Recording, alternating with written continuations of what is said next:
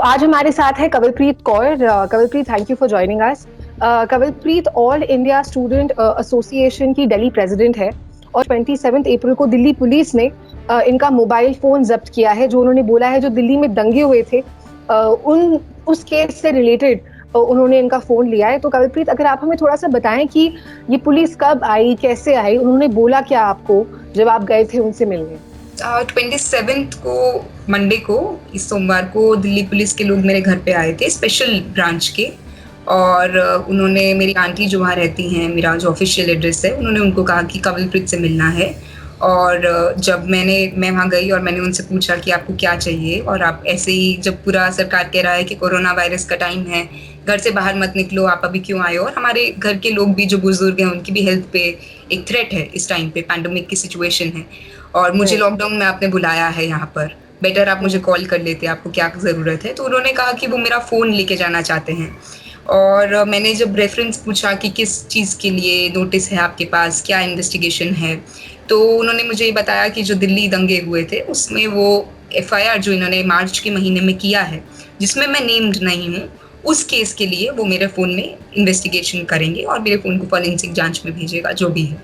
और उन्होंने मुझे कहा कि मैं अपने फ़ोन का जो पासवर्ड है वो हटाकर दिल्ली पुलिस को जमा कर दूँ।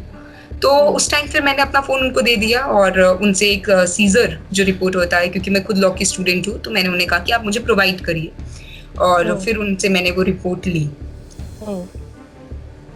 तो इस रिपोर्ट में, इस सीजर रिपोर्ट में लिखा क्या था कि कौन कौन से सेक्शंस है जो इस केस से रिलेटेड है, जिससे उनको आपका फोन चाहिए था?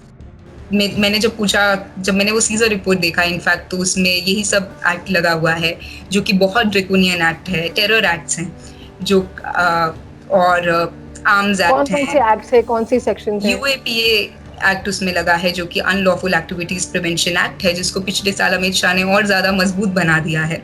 और इस तरह के आर्म्स एक्ट हो गया, मर्डर का चार्ज, राइटिंग का चार्ज, जितने भी ड्रेकोनियन चार्जेस हैं वो उस एफआईआर के अंदर मेंशन है। और ये एफआईआर हमारे खिलाफ तो नहीं है, उसमें हम नेम तो नहीं है, लेकिन उसी के ही रेफरेंस देके वो लोग इसमें इन्वेस्टिगेशन कर रहे हैं, जिसमें उन्होंने मुझे भी इन्वॉल्व किया है और मेरे फ़ोन को भी वो लोग लेके गए हैं। बट मैंने यही सोचा कि जब हमने कुछ किया नहीं है, जब स्टूडेंट्स ने कुछ किया नहीं है, और अगर वो सच में फॉरेंसिक जांच करना चाहते हैं, तो इट्स बेटर हम उनके साथ कोऑपरेट करें। और मैंने फ़ोन दिया क्योंकि हमारे पास ऐसा कुछ हाइड करने का भी नहीं है। लेकिन अब जब उन्होंने मुझसे मेरा पासवर्ड मांगा, तो ये एप्रीहेंशन ज़रूर है कि वो उसमें कुछ इम्प्लांट ना कर दे। तो उसके लिए तो खैर लीगल टीम, जो मेरे लॉयर हैं, वो लोग इसके लिए कोर्ट में शायद मूव करे, जैसा उनको ठीक लगे। राइट। तो अभी जैसा देखा जाए तो काफी अनसर्टेनिटी है, क्योंकि आपका फोन लिया है एक एफआईआर के अंदर, लेकिन उस एफआईआर के अंदर आप नेम नहीं है। तो इस अनसर्टेनिटी में of course as a citizen of India you have a right to legal aid. तो ये लॉकडाउन का जो माहौल है, इसमें क्या आपको लीगल एड आसानी से मिल रहा है या नहीं मिल रहा है? देखो, ये तो बहुत, I think this was very inhuman, क्योंकि जब सुप्रीम कोर्ट इस बात को कह रहा है कि अभी आप जेलों को खाली करिए, और दुनिया के हर एक देश में लोग जेलों को खाली कर रहे हैं, लोग ये चाह रहे हैं कि सब लोगों का हेल्थ सेफ रहे, उस टाइम में दिल्ली पुलिस इस तरह से स्टूडेंट्स के घरों में जाकर स्टूडेंट्स को पकड़ रही है, और हमारे घर में भी आई है, और स्टूडेंट्स को जेलों में बंद कर रही है। और साथ ही में हम लोगों के लिए, जो कॉमन लोग हैं इस देश के, उनके लिए लीगल हेल्प एक्सेस करना बहुत डिफिकल्ट है, क्योंकि हम फिजिकली कहीं भी जा नहीं सकते लॉकडाउन की सिचुएशन में। तो जो भी हो रहा है, हम लोग फ़ोन पे ही बात कर पा रहे हैं कि अब क्या करें, क्या करना चाहिए।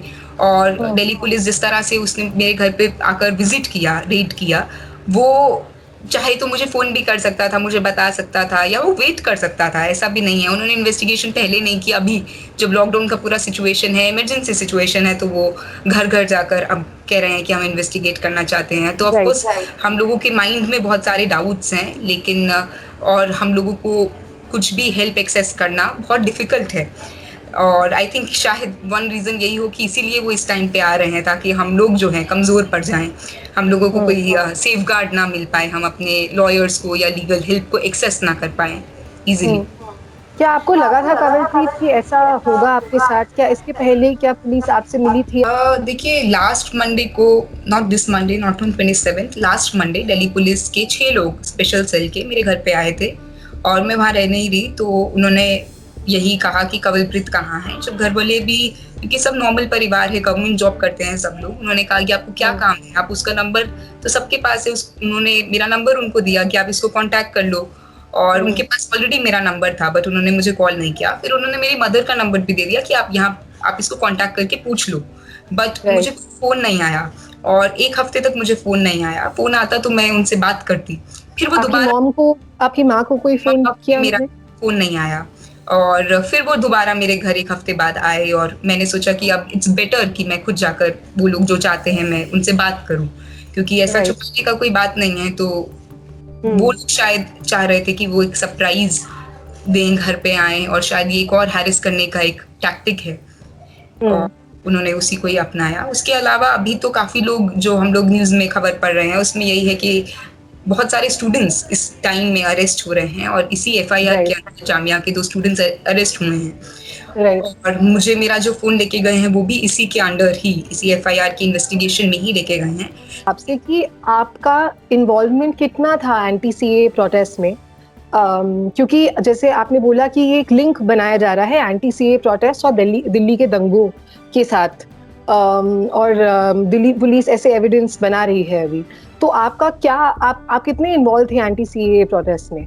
बीइंग स्टूडेंट ऑफ डीयू में जितने जगह पे प्रोटेस्ट हो रहे थे, मैं उसमें काफी एक्टिव थी, चाहे वो डीयू की रैलीज ऑर्गेनाइज करने की हो, या इवन इंडिया गेट पे हम लोगों ने काफी बार प्रीएम्बल रीडिंग किया, जिसमें काफी और पॉलिटिशियंस भी बाकी पार्टीज के आते थे, और स्टूडेंट्स ही इस मूवमेंट को लीड कर रहे थे। यूनिवर्सिटी में हमने अलग अलग कॉलेजेस में प्रीएम्बल रीडिंग किया, और मेजरली इस बात को कहा कि जो ये सीए कानून आया है, और बीइंग अ लॉ स्टूडेंट मेरे लिए और इम्पोर्टेंट था कि जब इस तरह का कानून आ रहा है जो कि पूरी तरह से कॉन्स्टिट्यूशन जो हम लोग पढ़ते हैं उसके खिलाफ है, उसके पूरे एसेंस के खिलाफ है, तो हम लोग लोगों को इस बारे में बताएं, उसके खिलाफ बोलें। और एज अ स्टूडेंट एक्टिविस्ट हम लोग अलग अलग चीज़ों पे बोलते हैं, हमने सीए के खिलाफ भी बोला, और मेरे हिसाब से वो सब पब्लिक प्लेटफॉर्म पे ऑलरेडी था। हम लोग जहाँ पर जो रैली ऑर्गेनाइज कर रहे थे, पुलिस को ऑलरेडी इसके बारे में पता रहता था, पुलिस भी वहाँ मौजूद होती थी, और पुलिस वहाँ रिकॉर्डिंग भी करती थी। तो ऐसा कुछ नहीं है कि हम लोगों ने ऐसा कुछ इंस्टिगेट किया। तो ये पूरी तरह से जो पुलिस अभी दिल्ली राइट्स के साथ इसको लिंक कर रही है, पूरी तरह से फेक है। एक स्टूडेंट्स को लॉकडाउन में, जो स्टूडेंट्स अभी अपने घरों में हैं, जिन लोगों ने एक्टिवली मूवमेंट्स को लीड किया था, गवर्नमेंट से सवाल पूछे थे, उनसे उनको किस तरह से हैरेस करे, उनको किस तरह से डरा दे, ताकि शायद जब लॉकडाउन खुले तो जो हमारे देश का एक डेमोक्रेटिक मूवमेंट जो स्टूडेंट्स लीड कर रहे थे उसको, वो पूरी तरह खत्म हो जाए। तो जो भी इस देश में अभी थोड़ा सा भी मेरे हिसाब से सवाल पूछता है, या जो भी थिंकिंग है इंडिविजुअल, और जो स्टूडेंट एक थिंकिंग स्टूडेंट है, उसको सरकार टारगेट करना चाहती है, उसकी वॉइस को पूरी तरह से ख़त्म कर देना चाहती है इस समय के अंदर। और ये उसको एक कोरोना वायरस एक ऐसा शायद अपॉर्चुनिटी मिला है, जिसमें क्योंकि हम बाहर निकल नहीं सकते, तो वो सोच रहा है कि घरों में आकर इनको उठाकर ले जाए, इनको डरा दे। ये एक उसका एक अटेम्प्ट है। लेकिन हमारे पास कुछ छुपाने का नहीं है, तो हम डरेंगे भी नहीं। हम क्यों डरे, किस बात के लिए डरे? क्योंकि सीए प्रोटेस्ट के खिलाफ तो सबने बोला था, और इनफैक्ट इंटरनेशनल क्रिटिसिज्म भी गवर्नमेंट को काफी फेस करना पड़ रहा था। अभी भी गल्फ कंट्रीज काफी सारी गवर्नमेंट को बार बार बोल रही हैं कि आप अपने देश में जिस तरह की पॉलिसीज और लॉज ला रहे हैं, काफी डिस्क्रिमिनेटरी है। तो क्या ये देश के हर एक इंटेलेक्चुअल को और हर एक आदमी जो सरकार की नीति के खिलाफ बोल रहा है, क्या सच में सब कुछ एक टेरर एक्ट मतलब सब, are they all terrorists? Like this is the simple question, because you are coming after the students who have been asking question. तो यही बात है।